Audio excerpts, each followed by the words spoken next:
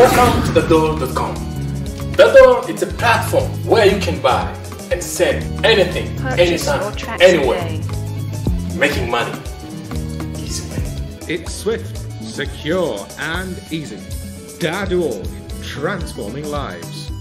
I must emphasize and repeat all the time, African diaspora are all people of African descent living outside Africa. And by virtue of being Black, we're all Africans. So when you hear me refer to Africans, I am referring to all people of African descent in Africa and outside Africa. We are all Africans. I also want to thank Sister Amira and Sister Sylvia. Of course, Ola, I couldn't do anything. I could not function without Ola and the entire admin team for ADDI who are working tirelessly to make these webinars as successful as they are. And of course, our two presenters, looking forward to Social Africa, and the entire team, we thank you for the work that you're doing. And we're also looking forward to Dimples. We're looking for more platforms. There are 1.3 billion Africans on the continent and 400 million diaspora around the globe. We do not need to wait on others to bring innovation to Africa. We do not need to wait for Google to bring their satellites to Africa. We don't need to wait for Facebook or Instagram or Twitter. We can create our own. We are our own entity. There are enough of us that we can successfully support these social medias to our benefit. For example, something else that I would like to see happen. We don't have satellites that belong to us in the skies of Africa. So even if we want to say we want to do something that is our own, we are still owned because as long as we are still using Google satellite, they still control us. So I'm hoping next time we have another IT event, we can talk about those who can build African satellites that we own ourselves. That's when we are really talking about true ownership. This is the moment that Africa is calling for. Until we own everything in Africa, we will never be able to control our economies. That means we must, everything to do with IT, the biggest and the brightest minds are right here. We are so capable. Brother Jote, I'm counting on you to find them. Bring them here to this platform. Let's have this conversation. Let's build the Africa that we want through true ownership. So today we are talking about IT and everything IT. Brother Jote, we must own our IT in Africa. And I'm counting on you to bring the children of Africa together. Let's do our thing. We're counting on those in manufacturing to come together and take over the manufacturing industry in Africa. We're counting on those in agriculture to come together. Let's build those commercial farms. Let's feed not only Africa, but we can feed the world. We got the expertise. We are counting on those in mining. Let's take over our mines. That's where we are losing most of the money. That's where the outside world is going to Africa to get rich through your natural resources that belong to you. We are counting on those in hospitality to move in and build those resorts. We want to be able to go and stay in resorts in Africa that we own. I'm talking about true ownership. Those in building of airports, those building railway lines. We want to build the railway lines. We want to build, so the engineers, we want to bring the engineers together. Let's begin to talk about real ownership of our Africa. That's what ADDI is about. That's what these webinars are about. So I am so pleased that we have young minds that are going to give birth to Social Africa. And we have a responsibility to support them. We have a responsibility to support Dimples because these are our own entities. Yes, let's be shareholders. And that's when we begin to demand that respect that has been taken away from us. We are not respected because we own nothing. We are not respected because we don't come together for the purposes of our sheer survival. Our strength, our respect lies in our unity. Let's get that clear. If we do not unite, we will never be respected. If we do not unite, we can never pool our financial resources together for our benefit, just like other races do. Living in the United States, I use that as an example. Everywhere you look, we are surrounded by examples of what can be accomplished through unity. But somehow through the legacy of slavery and colonization, the obvious things others are doing to further their agendas, we are unable to unite so we can duplicate the same. It's not by surprise that the motels from New York City to Los Angeles are owned by the Patels. They come together, they pull their resources together, they believe in each other. They don't have to love each other. They don't even have to like each other. But at a certain higher level, they understand that they gotta hold their brother's hand, because if they do not hold each other's hands, they're all going to go down. Let's learn from those around us: the Chinese diaspora, the Indian diaspora, the Mexican Americans, the German Americans, the Irish, the Italian Americans. They come together for the purposes of their sheer survival. How long are we going to continue the self-hate? How long are we going to continue the mistrust of each other? How long are we going to allow Berlin Conference to continue to win?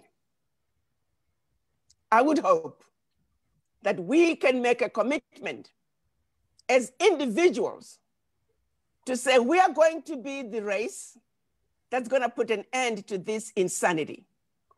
Insanity that was somebody else's strategy that was put in place to see to it that Black people will forever be defeated and dominated on this earth. A strategy that took a continent that was once the center of the world, a continent that gave the world the Greek civilization, the Roman Empire, a continent that taught the world what it means to be human, a continent that introduced humanity for what it is today. But a continent nonetheless that once upon a time, a thriving, beautiful tree in the Garden of Eden was destroyed to a point now this beautiful Garden of Eden is full of nothing but ailing trees that can no longer give us the beautiful, sweet, juicy fruits that we once enjoyed. But all is not lost, my brothers and sisters. Let's understand what has been done to this tree. Let's understand what this tree once stood for. And let's understand the issues, the causes of why this tree is ailing. Allow me to take a moment and analyze what has happened to this tree. This tree has issues that are occurring because of issues above the ground. And the tree has problems pertaining to issues under the ground, the issues of the root. We have been mistakenly led to focus on the issues above the tree. Issues above the tree such as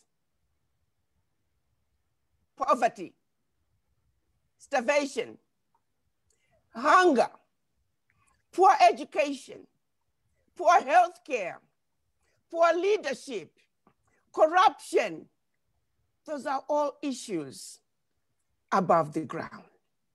And we are so focused on those issues above the ground, and we never stop to think about why are those issues above the ground?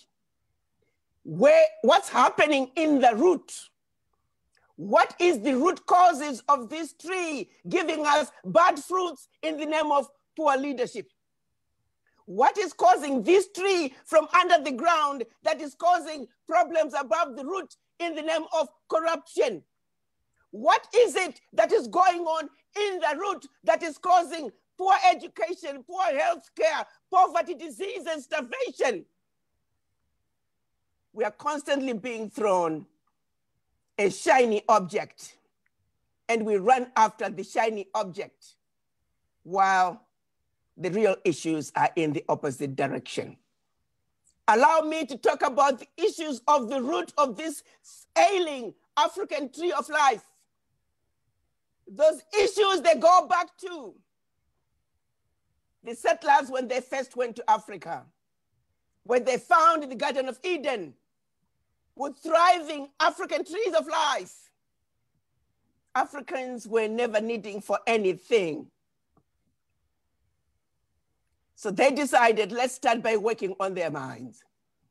These powerful, indestructible people, how can we effectively destroy them? So they made us believe that everything African was bad and everything European was better. They sent the missionaries who taught us about the white angels and the black devils. Prior to the settlers coming to Africa, we didn't know anything about color, the color white, the color black, but they taught us about the colors. A white piece of paper, a black piece of paper, and the many other colors.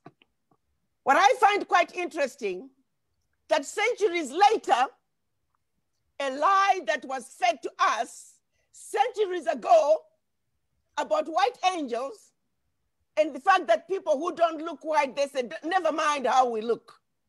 We are white like the angels that we just told you. Never mind how this black piece of paper looks. You are black, just like the devil. Now let's go to church. And you get on your knees and worship the white angel that looks like us. Subconsciously, we are worshiping and trying to be something that we can never be, while running away from what we have been told we represent. There is no such thing as a white angel or a black devil. Who has died and gone to heaven and seen white angels who look like a white sheet of paper? Who has died and gone to hell and found a black devil who looks like a black sheet of paper and looks like you? We were told you are black like the devil, and we said, okay. We were told they are white like the angels, and we said, okay. Centuries ago. And that lie, we have never challenged it. A lie that was told for the purposes of criminalizing blackness. A lie that was told for the purposes of making black people feel inferior. A lie that is percolated through generations. No black child is ever sat down by their parents to say, you are black and you're ugly. And yet when they do the experiments with little girls and little white girls and black girls and give them black and white dolls, black little girls under 5, they chose white dolls. Why? Because the black dolls were ugly. Every one of them. When asked, why did you choose a white doll? They said, because the black doll was ugly. Under 5 years of age, my brothers and sisters, they already knew that a black doll was ugly. A doll that looked like them was ugly. What chance do we have? It's almost as if we've undergone genetic mutation. Our children, this information is being passed to them through osmosis. No black mother has ever sat their children down and said, you're black and you're ugly. But the kids know it.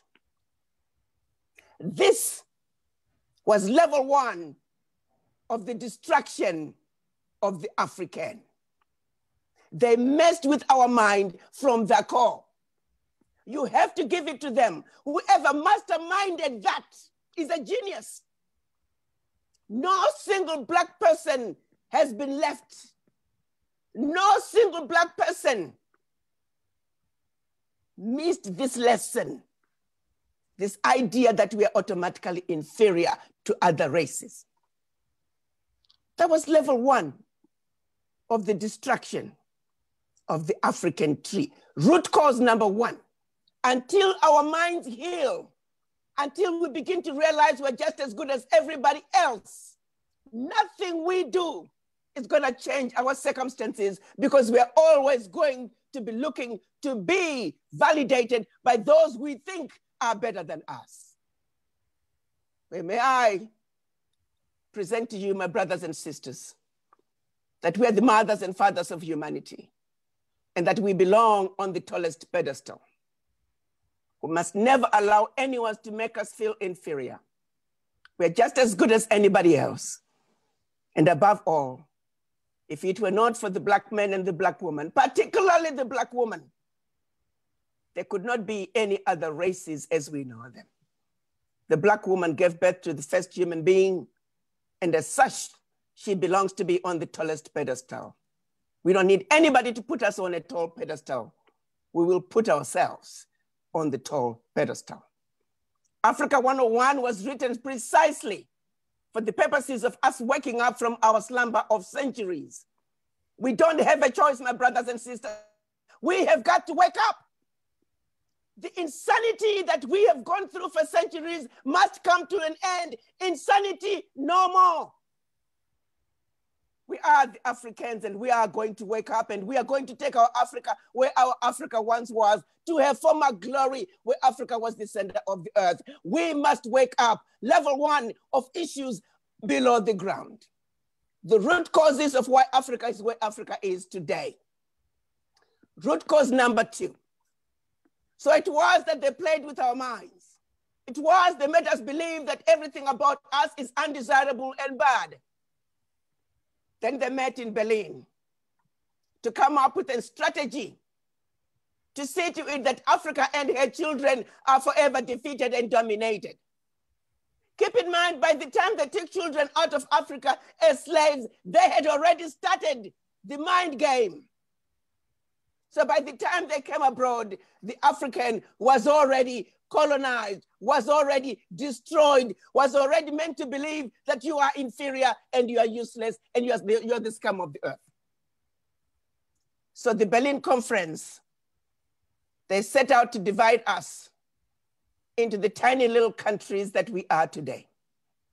Countries that are easy to destabilize, countries that are easy to exploit, countries that are so unstable that they will forever be exploiting and siphoning our natural resources. Berlin Conference was about the total destruction of our beloved continent. And they started by destroying our ability to trade with each other, our ability to communicate with each other, by giving countries next door to each other, tribes that were once one, destroyed and divided into tiny little countries that spoke different languages and were governed by different capital cities in Europe. Total destruction of the continent deliberately. Over 130 years later, we have not been able to undo the damage done by the Berlin Conference.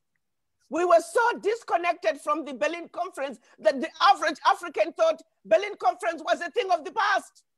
Why do we need to talk about the Berlin Conference? It's an old piece of history. No, Berlin Conference is alive and well, and I want each and every one of you to understand that. How does Benin trade and negotiate with China? How does Central African Republic, Djibouti, Lesotho, Swaziland, Eswatini, Malawi, every African country for that matter, how do they individually go to the world market and negotiate with these big boys? That is why our natural resources are leaving the continent without value addition, because we are defeated when it comes to trade. And that was done intentionally during the Berlin Conference. And that brings me to root cause number 3. The unfair trade policies through the World Trade Organization policies that make it difficult for Africans to add value to our natural resources. Why? Because they want us to create jobs for them in their countries. So Africa's natural resources are creating jobs for the world in the East and the world in the West. But the same people will turn around and look at the continent and say, why do you have youth unemployment? Why can't you create jobs for your youth? It's because you are taking our natural resources, and through your unfair trade policies, it is difficult for African countries to add value to our natural resources. Have you ever wondered if we were to say everything, every microchip that requires coltan must be manufactured in Africa? That would mean we affect every cell phone in this world, every laptop, every electric battery, and so forth. If all those microchips could be manufactured in Congo, which is where 65% of the coltan is coming from, we will eliminate the youth unemployment in Africa just like that. But of course, they don't want that to happen. What would happen to those jobs that are being created outside Africa for their people? Have you thought about cocoa? 65% of the world cocoa beans come from West Africa. If we could just say every product that requires cocoa beans must be manufactured in Africa, we will eliminate the unemployment in Africa. But of course, they don't want that. Are you even aware that when you see that chocolate, those countries that are manufacturing the chocolate products, all they're doing is adding water and milk? Do they tell you that? So what do? You eat Hershey chocolate. You eat Cadbury chocolates. Every kitchen in Africa has Milo. Every kitchen in the Caribbean has Milo. Every kitchen in South America has Milo. If we just manufactured Milo in Africa, do you know how many jobs we could create? This is what I'm talking about, my brothers and sisters. The tip of the iceberg of how we can create jobs in Africa. But because of the unfair trade policies, we are not able to create those jobs in Africa because majority of our products are going out of Africa without value addition. And we are left as consumers. Consumers of the finished products out of our own natural resources, out of our own products. Coffee, tea, out of East Africa. Our farmers are being paid pennies to the dollar. The unfair trade policies. Issue of the root number 3. Issue of the root number 4. The international finance policies.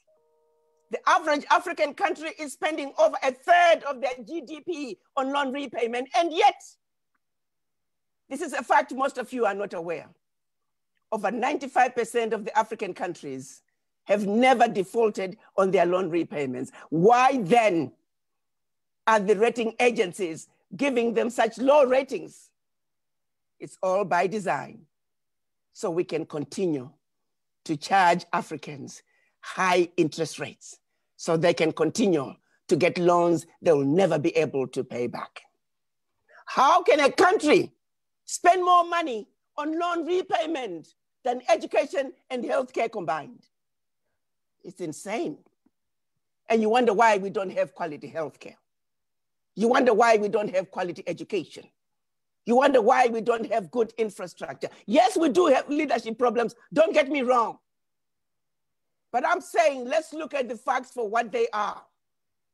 Like I used to use the example of the France and the Pact for the Continuation of Colonization, $500 billion a year out of Africa. Do you know how many hospitals, how many schools, how many roads we could build in 1 year with that kind of money? And yet we were not talking about it. They wanted you to concentrate on the 500 billion coming out of Africa every year. I'm not saying 500 billion is pocket change. No, I'm saying keep things in perspective. Don't be told to go after a thief with 500 billion and ignore the thief with 500 billion. We want to go after both thieves, the thief with 50 billion and the thief with 500 billion. But for centuries, for decades, we, the Africans, did not know that France alone, little bitty country, was taking over 500 billion out of Africa. We were meant to complain about the 50 billion and the 50 billion alone out of Africa from corruption. If we're gonna go after corruption, let's go after all corruption, big and small. That was issue number 4 of the route. The unfair international financial policies that were designed to disadvantage the Africans.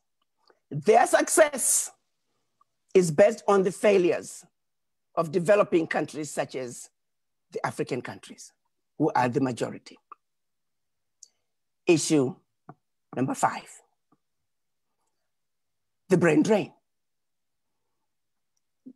The brain drain out of Africa started over 400 years ago. When they took the slaves out of Africa, they took the fittest and the brightest, the ones they thought would survive the transatlantic journey. And when they got to the Americas, they'll make the best workers for them. Followed by the more recent immigrants who left Africa in search of greener pastures. Others running away from famine and hunger and wars. The end result is, as we speak today, my brothers and sisters, the average African country does not have the capacity Africa needs to build the Africa that we want, to build a sustainable Africa. There are more Ghanaian doctors in New York City than in Ghana. How then can President Nana Addo improve healthcare in Ghana if there are no doctors? There are more doctors, Nigerian doctors in Los Angeles than in the entire country of Nigeria. How then is the president going to improve healthcare in Nigeria if there are no doctors? No amount of money, get this clear, my brothers and sisters. No amount of money put into Africa today can improve healthcare in Africa. Today, Africa needs at a minimum 1.2 million doctors. We don't even have a third of that. So let's be realistic here. The brain drain, what I'm talking about in healthcare, applies to education. The educators are outside Africa. How do we improve healthcare when there are no educators? Look at engineering, look at accountants, look at the MBAs, look at the lawyers. They are all outside Africa. And this one, my brothers and sisters, you and I need to own that. Because it is up to us. To whom much is given, much is expected. We have had an opportunity to see the world from a different perspective. Because of that, we have a responsibility to look back to the motherland. We have got to get together. And we have got to help our beloved continent to build the capacity that Africa needs. Because if we do not unite to build a sustainable Africa, guess what? Others are more than happy and prepared to move into Africa so they can take over Africa, this time for good. The African Continental Free Trade Area is opening the path. It's removing the boundaries. You register your company in one country, you can spread like wildfire throughout the continent. They are ready to move in. They have the financial resources, they have the intellectual capacity to take over our Africa. The question is, my brothers and sisters in the diaspora, those who are very much capable of building the Africa we want, are you ready? Are you prepared to defend that which belongs to you, your children, and generations to come? I would hope the answer is yes. So we talked about the issues of the road. I've just highlighted some of them. And of course, the big one, which is number 6.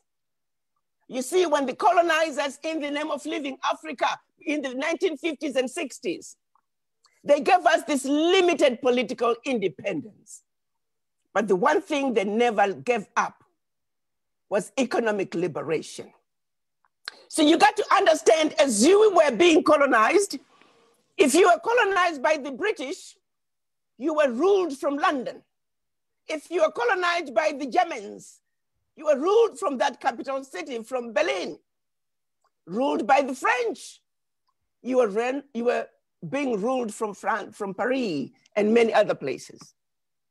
And guess what happens during independence, so to speak?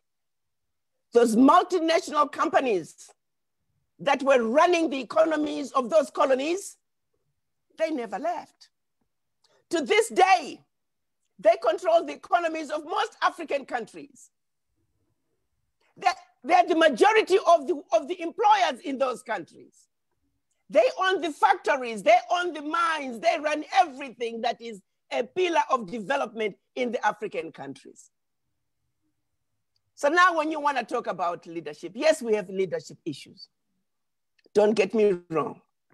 But what kind of a leader are you going to be if you have no control, you don't have a control of your economy? You don't have control of your natural resources. They are being siphoned out of your country. You don't even have control of your military is limited. It's a small country with a small military. What can you do with such a small military? What kind of a leader are you? What are you leading anyway when you have no real power, real control? That's what I'm talking about, my brothers and sisters. I'm talking about the pillars, the issues of the root, that we must understand the geopolitics of this world and how this works. And that we can complain about hunger and poverty all we want until the basics, the issues of the root are addressed. Nothing, and I mean nothing, is gonna change. Let me conclude by highlighting those issues again. The issue of the mind, the disease of the legacy of slavery and colonization. You must go out of the way to decolonize yourself, to rid yourself of the legacy of slavery. Understand that you're just as smart, as intelligent as anybody else, and that no one should ever make you feel inferior. Level number one of healing. Number two, understand the Berlin Conference and what it means in your life today. It is not a piece of history. It was a strategy to see to it that Africa and her children are forever defeated and dominated. If you learn anything, understand that and begin to do something about it. Issue number three, the colonizers have never left Africa. They continue to control the economies in Africa. And until we move in and own and truly own, we must own our airports, we must own our airlines, we must own our manufacturing industry, we must own our healthcare system, we must own our educational system, the books that are written for us by us. That's what I'm talking about, true ownership of our Africa. The colonizers have never left Africa. You must understand the World Trade Organization and the World Trade policies that are skewed against the Africans. And that is why African natural resources, African products are leaving Africa without value addition. That has got to stop. Those products are supposed to remain on the continent in order to create jobs for our poor youth that are suffering and starving to death because our natural resources are creating jobs outside the continent.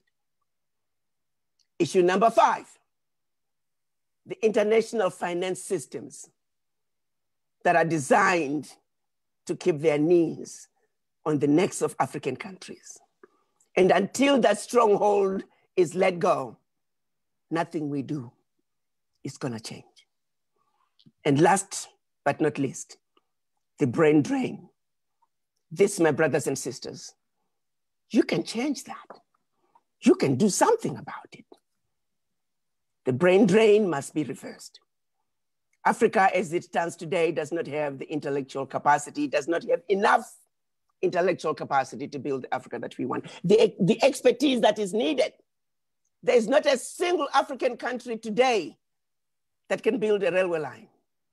There's not a single African country today that has the expertise to build an airport. How then do we expect change to happen? I hear so many of you, oh, the president of such and such a country gave a contract to the Chinese. Why did he do that? Well, you tell me. They want power in Central African Republic. Are you prepared to pull your funds together so you can go build that power plant? Or you're complaining from 10,000 miles away, why did the president of CAR give the contract to the Chinese? Well, go tell that grandmother who has not had electricity for 75 years that you don't want her to have electricity finally because you don't want the Chinese to do it, but you're not prepared to do it either. Do you even make sense? Are you making sense when you make those complaints? And yet, how many of you have sat back from 10,000 miles away, complain about the Chinese this and the Chinese that? What have you done to take that contract that's being taken by the Chinese? Are you prepared to pull your monies together so you can take that contract from that Chinese? You see, that would be a very an easy conversation for me. To go to the president and say, Mr. President, do not give any more contract to the Chinese because the diaspora are ready. Here we are, $1 billion strong. Are you prepared to do that? You see, that's when you mean business, when you're having conversations that make sense and not just an empty noise maker. All you do is complain, but no solution. No, that era is gone, my brothers and sisters. It's about solutions. It's about doing something about a problem. We refuse to continue to be empty noisemakers, to be empty complainers. And this is what ADDI is all about. You see, all we gotta do to address all the major 6 issues, there are others, but these are the main ones in my opinion. All we gotta do is unite. That's all. Go to our ADDI.org. Stand up and be counted. Signing up is free. We're looking to sign up 1 million people and raise $1 million to begin the journey of the healing and the rescue of our beloved continent. And then once we sign up, once we stand up, the next thing is no money, no voice. We need you to contribute. We are asking all of you to commit to $83 a month contribution to ADDI. If we get 1 million people contributing $83 a month to ADDI, we'll have $1 billion in no time. When we have money, the majority of the programs that are being, of the contracts that are being issued in Africa, they are contractor-funded contracts. So if you don't have money, you can get the contract. But the Chinese are going to come in with their money, boom, the contract is gone. It doesn't take an Albert Einstein. It's a simple process. It's common sense. So doesn't it make sense that we pull our monies together? So yes, in addition to the donation to ADDI, there's also an entity that has been registered, and it is called African Diaspora Development Holdings. We're going to have another session where the lawyers are going to talk to you all about it. How we are going to have everybody mobilizing funds under African Diaspora Holdings. There will be special purpose vehicles for every entity and every investment opportunity that we are going to be presenting to you on a monthly basis. But remember, these entities are contractor funded. We have to be prepared with our own money so we can fund ourselves. Along the same lines, we're also in the process of pulling funds together to start a bank. That entity is called African Diaspora International Savings Bank. It's going to be housed in Antigua. Again, we'll have another webinar to introduce Addis Bank to all of you so you can be part of it. So ADDI, we have plans, but when it's all said and done, it's about joining ADDI, and it's about pulling together our funds. Donate to ADDI, commit $83 a month or whatever you can. And if we get $1 million contributing, guess what? We're sitting at $1 billion. We can start funding some projects as ADDI. As a nonprofit, we can be shareholders in whatever it is that you choose to be part of. You can begin to contribute your money towards African Diaspora Development Holdings. They will tell you all about it. There's going to be an Addis Bank, be a shareholder in Addis Bank.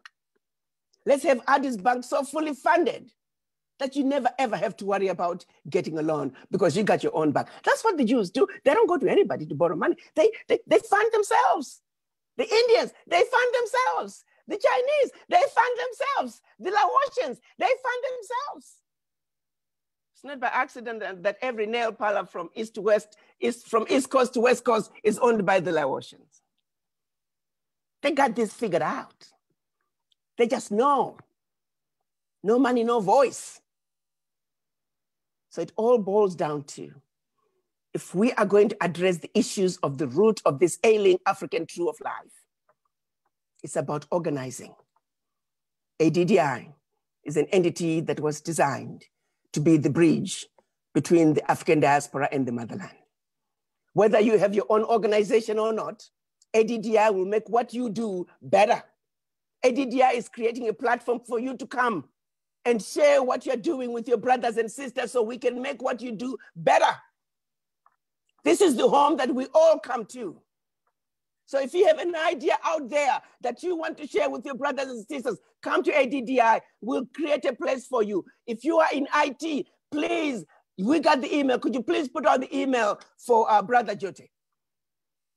If it's not IT, go to info@ouraddi.org. Tell us what you want. Tell us what area you are in. When we create a platform for your sector, we will make sure to invite you. Info, please put that website up there. info@ouraddi.org. And if it's IT, please go to Brother Jote. But here is where we all come together and we are saying, insanity no more. The children of Africa are now awoken and we are going to come together. We understand we don't have to love each other. We don't even have to like each other. But we understand if we're going to create that firewall that protects our defended, our beloved Africa, if we're going to build that firewall that's going to protect what belongs to our children, grandchildren, and generations to come, I have got to hold your brother. I got to hold your hand to my right. I got to hold your hand to my left. Because I do know if I let go, not only will I go down, but both on my right and my left are going to go down. But I'm also going to cause a domino effect. We are all going to go down. It is just that simple, my brothers and sisters. This is not the time to continue the self-hate that has been so destructive of the Black people. This is not the time to propagate the mistrust of each other. That time is over. I would hope, like I often say, 20 years from now, your children, grandchildren are going to come to you. Grandmother, grandfather, there were issues with our beloved continent. There were issues with our Black race. What did you do? What did you do, grandma? What did you do, grandpa? I would hope, because of the work that we would have done today, beginning today, you can sit your children down, you can sit your grandchildren down and say, children, listen to me. This is what we did. These were the issues. We came together as Black people and we united just like other groups of people have done. This is what we have done. And while the mission is not yet accomplished, this is where we are living off. And this is where we expect you to organize with your brothers and sisters and continue this struggle, but also assure them that we have built a safety net. We have shoulders, strong, powerful shoulders for them to stand on. And above all, we must also guarantee them with 100% certainty that they will always, that we will always have their back. That we will always have their back. But for us to be able to answer that question in this manner 20 years from now, that preparation begins now. And that's why I'm asking all of you to right now take a moment and go to ouraddi.org and join the movement. And while you're there, we have different levels of contributing if you want to donate. If you're not able to donate, that's okay too. Just stand up and be counted. Joining is free. And then I need you to start thinking about how we pull our monies together. Because no money, no voice. Join ADDI, donate to ADDI, and we will be reaching out to you and telling you more about how to invest in Africa. On a monthly basis, we are going to be coming to you, featuring a particular African country and presenting the investment opportunities in that country. And then we will ask you we will choose one particular investment opportunity that we want diaspora to pull your money together, create an investment club, and begin to own. We're focusing on investments in mining, investments in agriculture, and investments in manufacturing. Healthcare and education are a given. We have got to begin to build the capacity, training doctors and other healthcare workers, training educators. So education and healthcare are a given. They're going to fall under ADDI. So some of your contributions to ADDI will go towards building the hospitals and the educational facilities that we need, starting with the Wakanda City of Return. That's another webinar that we're going to have when we introduce to you our Wakanda City of Return. We're going to build the best medical facility in Wakanda. We're going to build the best hospital in Wakanda. So your donation to ADDI will go towards building, raising the funds that we need to build a hospital and a university in Cape Coast, Ghana. And so for my brother, Social Africa, my brother Dimples, presidents of Dimples and Social Africa, guess what? You can be guaranteed now that when you are ready to have your African office, we will make sure the city of Cape Coast will welcome you and we will give you a home guaranteed. If you are part of ADDI and you want to start a business and you want to have an office in Africa, I can assure you Cape Coast, Ghana is where we are going to begin. You will move in without any problems. That's what ADDI does.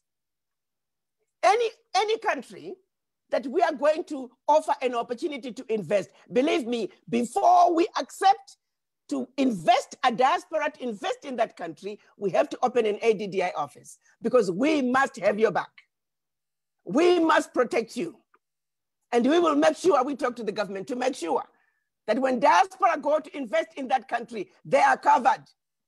We're no longer going to continue to be frustrated. We don't pay bribes. We don't enter into corruption. It's about business above board. So ADDI is about paving the way for the children of Africa to go home safely and join hands with their brothers and sisters in building the Africa that we want. We can do this. We are not poor people. We have the money. 1,000 people with $1,000, that's $1 million. 1 million people with $1,000 a year, that's $1 billion. Now let's make it 2 million people. Let's make it year in, year out. In no time, 5 years from now, the African diaspora would be sitting on the biggest fund, on the wealthiest bank.